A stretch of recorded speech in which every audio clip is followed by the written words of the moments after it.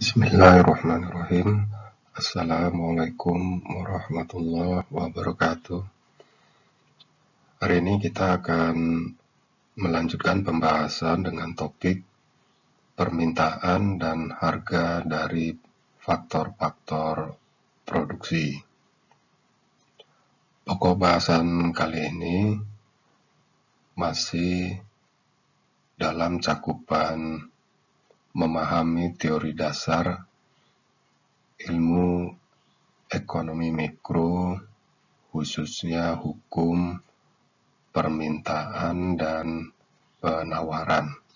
Pada pokok bahasan lainnya yang telah dibahas bersama-sama, orientasinya kepada barang, dan pada kesempatan ini pokok bahasan akan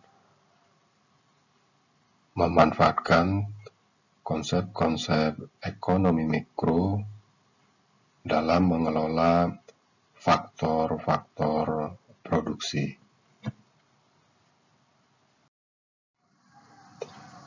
Apa saja yang dimaksud dengan faktor-faktor produksi? Dalam hal ini, faktor-faktor produksi yang kita maksud diantaranya tenaga kerja, ketersediaan lahan, sumber daya, baik sumber daya alam maupun sumber daya energi, dan lainnya. Semua faktor yang dibutuhkan untuk bisa menghasilkan barang dan barang tersebut menggerakkan perekonomian. Mengapa analisis terhadap besarnya permintaan faktor-faktor produksi dan penentuan harga dari faktor-faktor produksi diperlukan? Pertama, analisis ini penting dalam konteks mengalokasikan faktor-faktor produksi tersebut.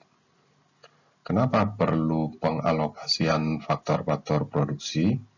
Karena pertama, sumber daya yang tersedia di alam semesta ini adalah terbatas, sehingga perlu ada pengalokasian, sehingga kesejahteraan masyarakat di seluruh dunia dapat terjamin.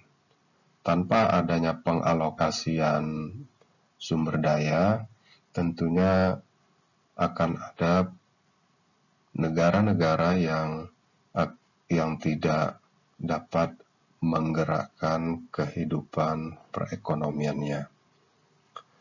Yang kedua, bahwa masyarakat punya fitrah keinginannya sangat tidak terbatas.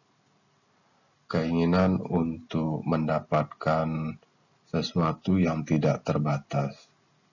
Tentunya keinginan ini perlu dipenuhi. Meskipun tidak seluruh keinginan masuk kategori keinginan primer. Yang ketiga,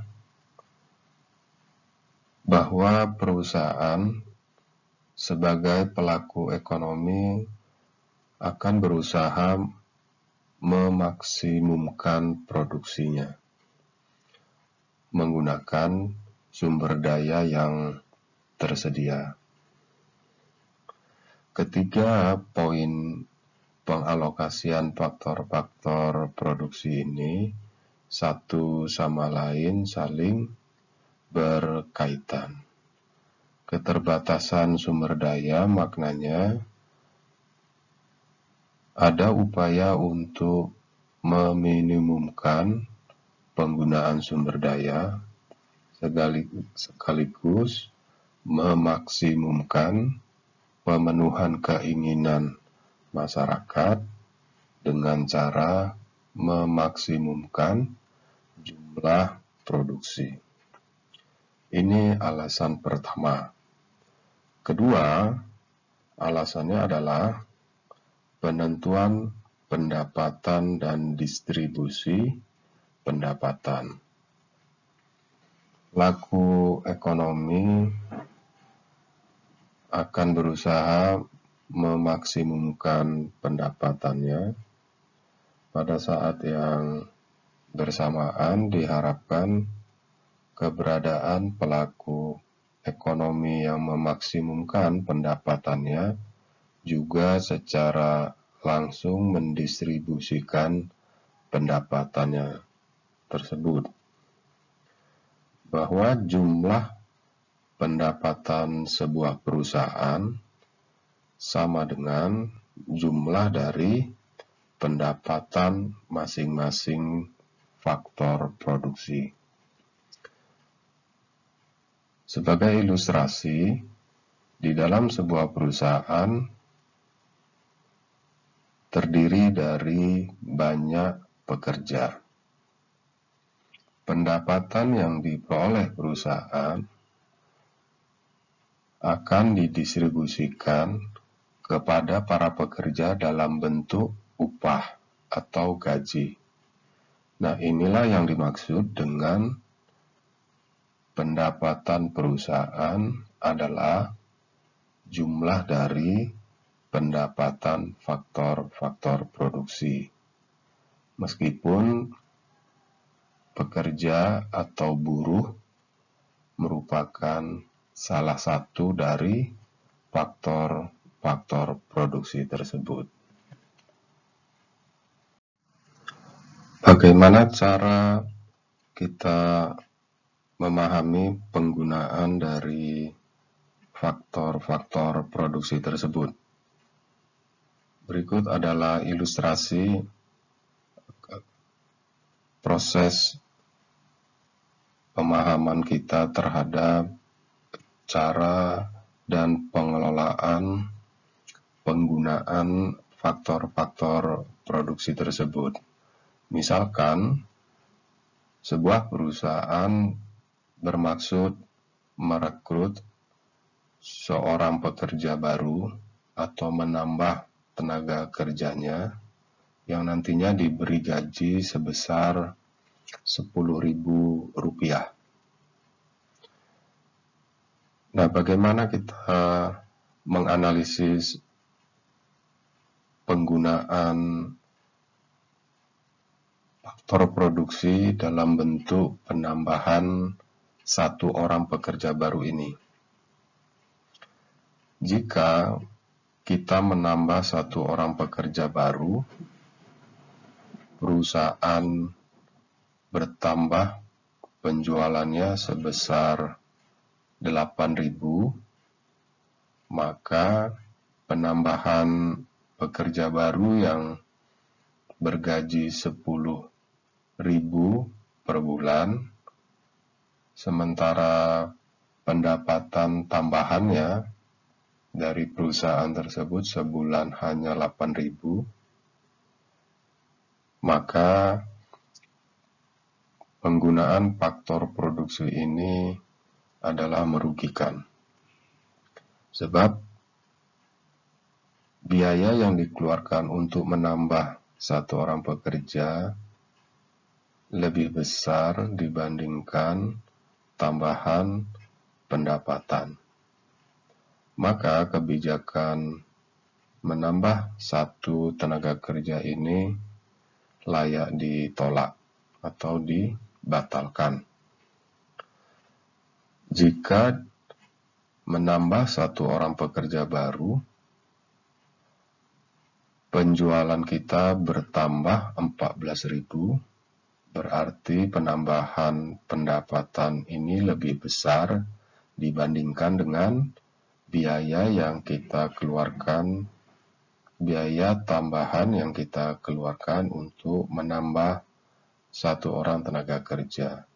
Sehingga kita mendapatkan keuntungan sebesar 4.000 yang berasal dari pendapatan 14.000 dikurang dengan biaya tambahan 10.000. Kondisi ini berarti penambahan tenaga kerja tersebut dapat diterima atau diterapkan.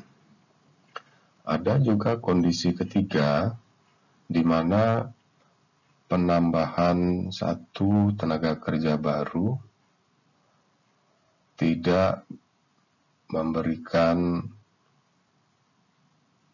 tambahan keuntungan. Artinya, biaya menambah satu orang tenaga kerja baru sebesar 10.000, sementara tambahan pendapatan dari penambahan satu orang tenaga kerja baru tersebut juga hanya 10.000. Di sini kondisinya tidak ada mendapatkan tambahan keuntungan. Kondisi ini adalah sebuah kondisi yang masih dikatakan baik, karena memang tidak ada kerugian bagi perusahaan ketika kita menambah tenaga kerja yang baru. Meskipun tidak ada tambahan pendapatan, tetapi keberadaan pekerja baru ini secara tidak langsung akan memberikan kontribusi yang belum dapat kita hitung atau kita sebut sebagai hidden productivity. Kita akan jelaskan lebih lanjut tentang tiga fenomena ini yang berkaitan dengan pengelolaan, penggunaan faktor-faktor produksi. Ini adalah tabel yang akan membantu kita untuk mempelajari bagaimana kontribusi sejumlah pekerja terhadap tingkat produksi dan hasil penjualan. Perhatikan 6 kolom berikut yang terdiri dari kolom jumlah pekerja, kemudian kolom produksi fisik total, kolom produksi fisik marginal, kemudian kolom harga barang, harga penjualan produksi total, dan harga penjualan produksi marginal. Kolom jumlah pekerja menunjukkan penambahan satu orang pekerja, dari tidak ada pekerja menjadi satu orang, dari satu orang tambah lagi satu menjadi dua pekerjanya, tambah lagi satu menjadi tiga pekerjanya, tambah lagi satu menjadi empat pekerjanya, ditambah lagi satu menjadi lima, dan seterusnya.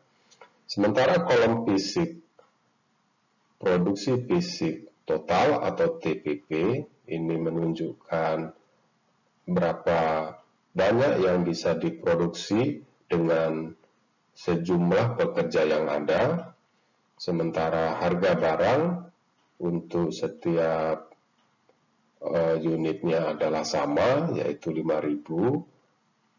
Harga penjualan produksi total adalah produksi fisik total dikalikan dengan harga barang, sementara hasil penjualan produksi marginal adalah selisih dari jumlah atau harga penjualan saat ini dengan sebelumnya. Demikian secara prinsip. Kita lihat ketika pekerjanya itu adalah satu orang, perusahaan atau industri mampu memproduksi sebanyak 24 unit. Produksi fisik marginal ini berasal dari 24 dikurang 0. Ya, karena sebelumnya jumlahnya 0 unit. Dengan harga barang 5.000, maka harga penjualan produksi totalnya adalah 24 dikalikan dengan 5.000, hasilnya adalah 120.000.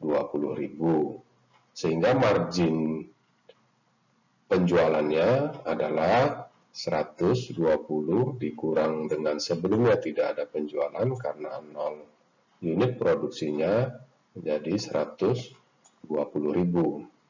Ketika perusahaan mengambil kebijakan dengan menambah 1 orang pekerja yang awalnya 1, sekarang menjadi 2 orang, apa yang terjadi? Jumlah produksinya menjadi 45 unit. Berarti produksi fisik marginalnya adalah sebesar 21, yaitu 45 dikurangi 24. Apa makna dari angka 21 ini? Makna dari angka 21 ini adalah 1 orang pekerja yang ditambahkan tadi mampu berkontribusi sebanyak 21 unit. Sementara pekerja yang lama kontribusinya adalah 24 unit. Mengapa terjadi perbedaan? Mengapa pekerja yang baru kemampuan untuk memproduksinya lebih sedikit? Ya tentunya banyak faktor yang akan mempengaruhi. Inilah yang kita kenal dengan istilah teori produktivitas. Selanjutnya, dengan produksi sebanyak 45, maka pendapatan atau harga penjualan produksi totalnya adalah 45 dikali 5.000 sebesar 225.000, sehingga marginnya dapat diperoleh sebesar 105.000 yang berasal dari 225 dikurang dengan 120.000. Demikian juga selanjutnya, ketika perusahaan berkeinginan menambah 1 orang lagi pekerjanya, yang awalnya 2 sekarang menjadi 3 orang. Apa yang terjadi? Jumlah produksinya 63. Dan penambahan pekerja baru tadi mampu berkontribusi sebanyak 18 unit yang kita kenal sebagai produksi fisik marginal.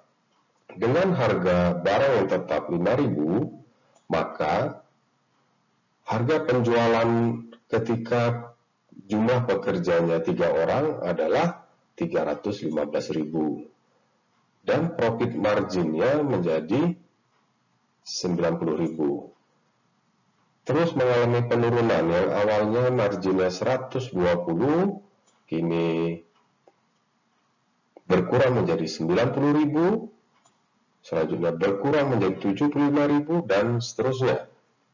Terjadi penurunan profit margin. Demikian juga ketika dari 3 orang, perusahaan ingin menambah 1 orang lagi pekerja menjadi 4 orang, apa yang terjadi? 78 unit yang bisa diproduksi, tambahan pekerja baru tadi kontribusinya 15 unit, dan harga penjualan dari produksi total perusahaan ini meningkat menjadi 390.000 unit. Tetapi marginnya justru turun dari 90.000 menjadi 75.000. Fenomena ini terus penambahan sampai dengan ketika pekerjanya itu 8 orang, produksinya meningkat dari 105 menjadi 108. Itu menunjukkan tambahan pekerja tadi berkontribusi 3 unit. Jumlah produksi yang bertambah 108 memberikan harga penjualan menjadi meningkat dari 525 menjadi 540. Sementara profit marginnya itu berkurang dari 30.000 menjadi 15.000. Apa yang bisa saudara lihat dari fenomena ini? Nah, perhatikan ketika jumlah pekerjanya bertambah dari 8 orang menjadi 9 orang. Apa yang terjadi? Ternyata produksi fisiknya katakanlah tidak meningkat, tetap 108. Artinya tambahan pekerja baru tersebut tidak berkontribusi apa-apa.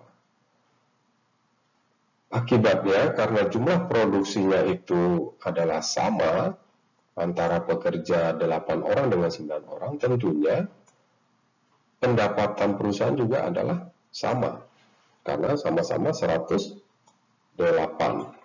Dengan harga barang yang tetap sama 5.000, maka harga penjualan produksinya masih tetap sama. Dan ini mengakibatkan marginnya itu adalah nol, karena memang tidak ada peningkatan. Dari sini kita bisa tunjukkan bahwa penambahan jumlah pekerja, penambahan jumlah pekerja di sini, jika tidak diiringi dengan peningkatan produktivitas seperti ini, maka kita tidak akan mendapatkan marginal atau margin penjualan yang besar. Dari sisi lain, penurunan produktivitas dari para pekerja ini berbanding lurus dengan penurunan profit, penurunan penjualan produksi marginal. Maka dari itu, sebuah perusahaan harus mempertimbangkan dengan baik apakah penambahan faktor produksi memberikan keuntungan atau tidak. Nah, disinilah peran dari hukum ekonomi permintaan dan penawaran dapat kita perhatikan. Dengan pertanyaan besarnya adalah, apakah penambahan faktor produksi memberikan manfaat ekonomi bagi perusahaan atau tidak?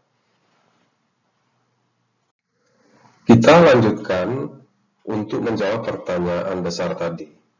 Berikut ini adalah grafik yang akan kita gunakan untuk menjelaskan bagaimana hubungan antara upah tenaga kerja dengan jumlah atau kebutuhan jumlah pekerja. Kita kenali dulu komponen-komponen dari grafik berikut. Ada titik A, B, C, dan E. Titik-titik ini terletak pada kurva marginal revenue product.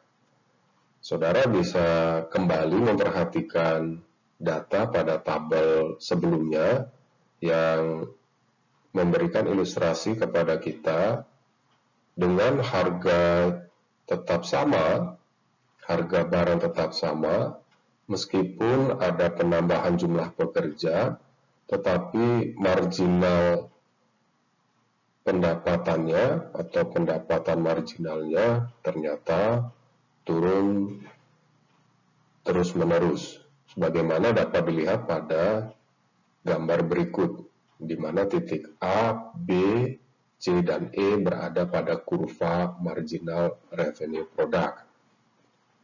Selanjutnya ada garis MCF atau SF. Di sini gambar ini kita bisa lihat garis ini menunjukkan bahwa upah tenaga kerjanya itu adalah tetap berapapun banyaknya pekerja. Ketika kita lihat ada titik potong E di sini, titik potong E yang menunjukkan perpotongan antara kurva MRP dengan MCF. Ini adalah titik optimal penggunaan pekerja. Maka dari itu, kita bisa simpulkan bagaimana cara kita menghitung berapa banyak sebenarnya jumlah pekerja yang kita butuhkan. Maka kita cari perpotongan antara marginal revenue product dengan marginal cost of factor. Grafik sederhana ini bisa memberikan gambaran kepada kita ketika sebuah perusahaan ingin merencanakan berapa kebutuhan tenaga kerja mereka di masa yang akan datang.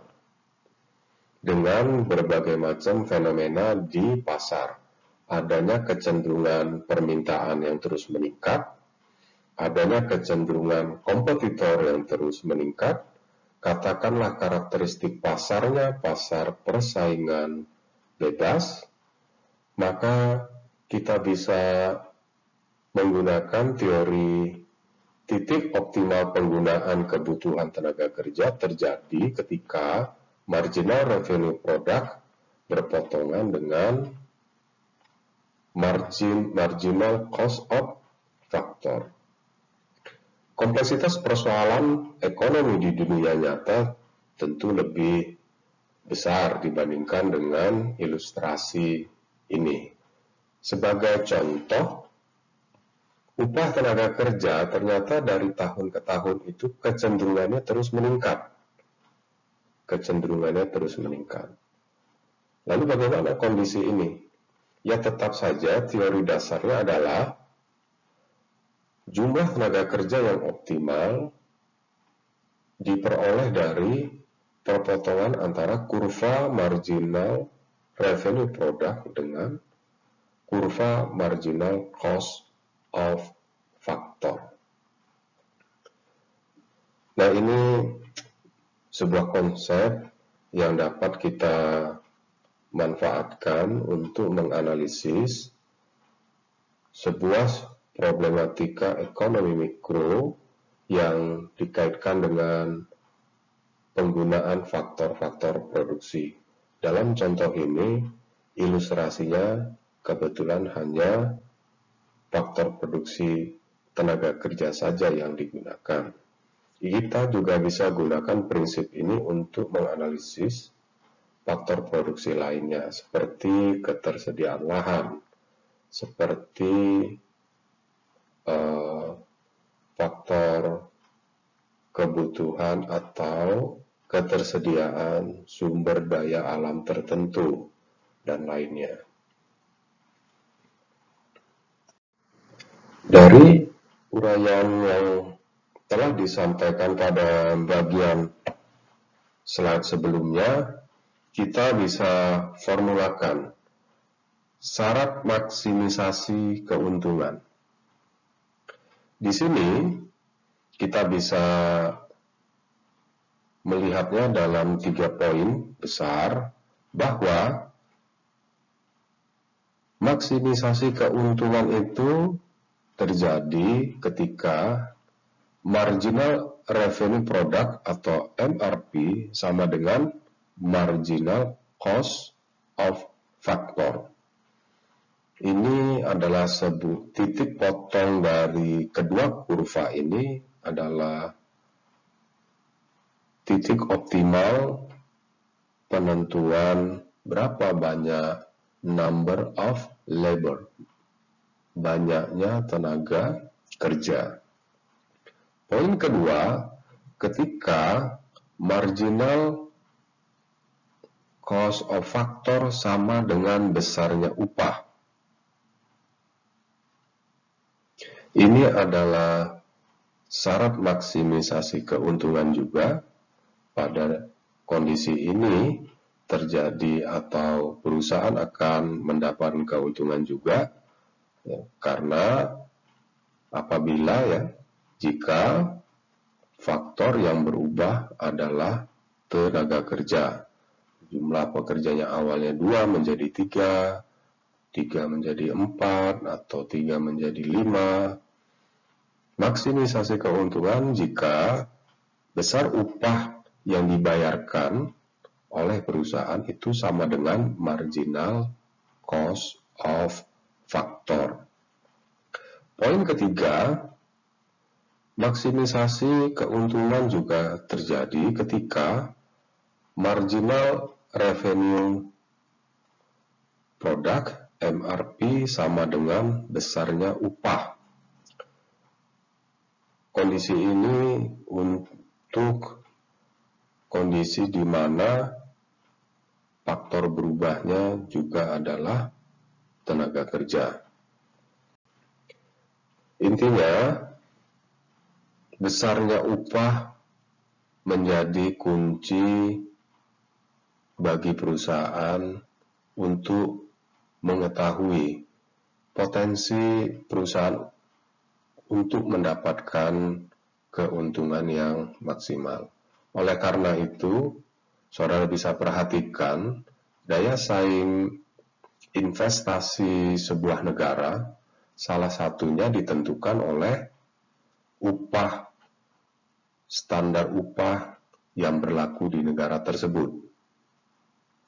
Kecenderungannya memang ketika standar upah di sebuah negara lebih rendah dibandingkan dengan negara lain, maka para investor dari luar negeri maupun dalam negeri akan sangat tertarik berinvestasi di negara tersebut. Meskipun iklim investasi tidak hanya ditentukan oleh faktor upah saja. Nah, ini yang menjadi salah satu teori untuk memperluas wawasan saudara dalam konteks ekonomi mikro. Nah, sekarang kita coba menerjemahkan fenomena tingkat produksi dan hasil penjualan di mana kita bisa mendapatkan nilai marginalnya untuk menjelaskan fenomena faktor-faktor produksi ini dalam hukum permintaan dan penawaran.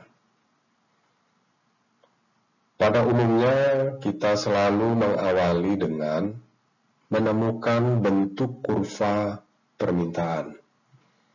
Bagaimana cara kita untuk mendapatkan bentuk kurva permintaan dari faktor produksi tertentu?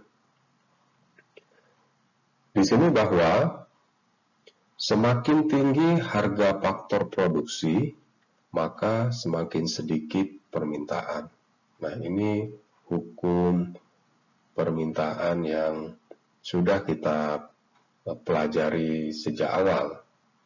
Jadi bentuk kurvanya itu menurun dari kiri ke kanan bawah. Kenaikan harga faktor produksi akan mengurangi jumlah faktor produksi yang digunakan. Jadi kalau harga atau upah tenaga kerjanya itu tinggi sekali di sebuah negara, tentunya para investor di sektor industri akan memilih menggunakan teknologi robot jika biaya operasional dari robot itu lebih murah dibandingkan dengan upah pekerja. Nah, mengakibatkan pengurangan penggunaan jumlah faktor produksi tersebut. Ini menunjukkan fenomena perubahan harga faktor produksi terhadap permintaan barang. Apabila harga faktor produksi tertentu naik, sedangkan harga faktor produksi lain tetap, maknanya harga faktor produksi lain ini lebih murah sehingga dapat dipilih menggantikan. Ini adalah fenomena efek penggantian. Sebagaimana kita pahami, jika ada dua jenis barang yang punya fungsi yang sama, ketika barang tertentu harganya naik, maka masyarakat akan beralih ke barang yang harganya tetap. Karena dipandang secara psikologis, harga barang yang tetap itu seolah-olah turun, atau dengan bahasa lain lebih murah. Ini fenomena efek penggantian dalam teori permintaan. Kurva permintaan faktor produksi semakin menurun, disebabkan pula oleh berlakunya hukum hasil lebih yang semakin berkurang. Nah, kita telah mempelajari bagaimana konsep dari hukum hasil lebih yang semakin berkurang. Nah, ini merupakan konsep yang dapat kita gunakan untuk mendapatkan bentuk kurva permintaan faktor-faktor produksi. Setelah mendapatkan seperti apa bentuk kurva permintaan, berikutnya elastisitasnya.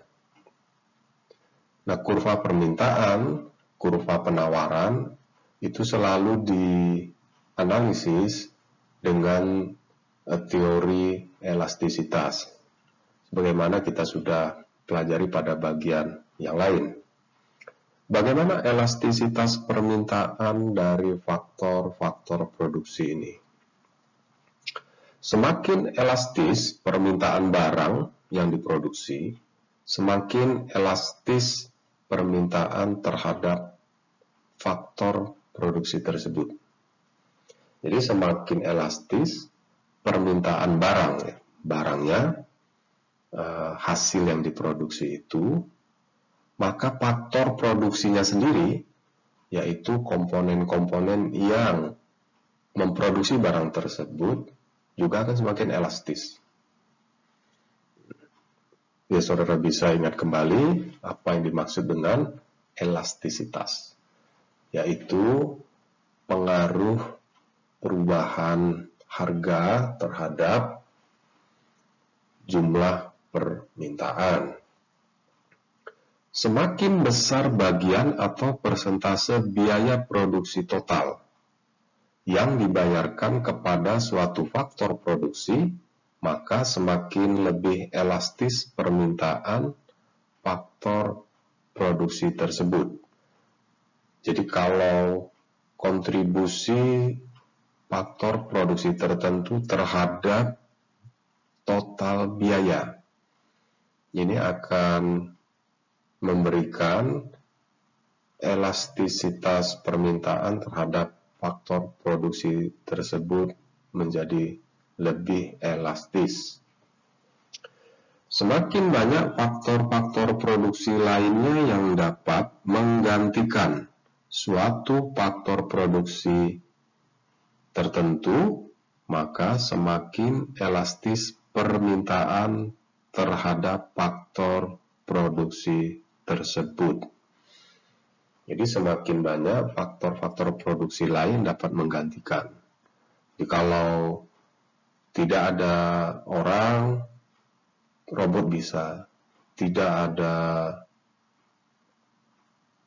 raw material atau bahan baku tertentu, yang bahan baku lain ada. Nah, ini yang dimaksud semakin banyak yang dapat menggantikan, maka semakin elastis permintaan terhadap faktor produksi tersebut.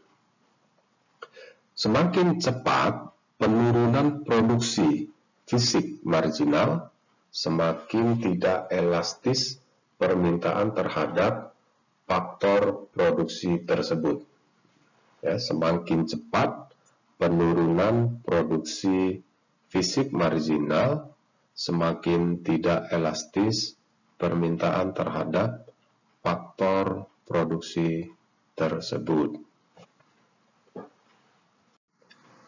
Karena kita menggunakan sejumlah faktor produksi, tentunya pemikiran kita adalah bagaimana cara untuk bisa meminimisasi biaya dari faktor produksi tersebut.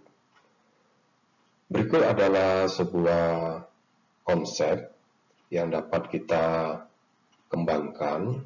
Tentunya diawali terlebih dahulu bagaimana gabungan faktor produksi untuk minimisasi biaya.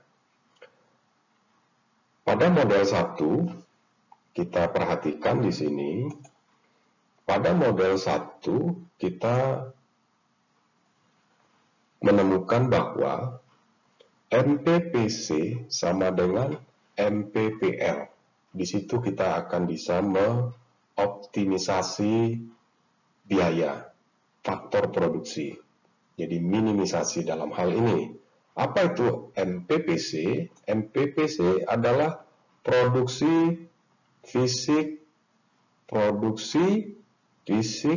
marginal dari modal.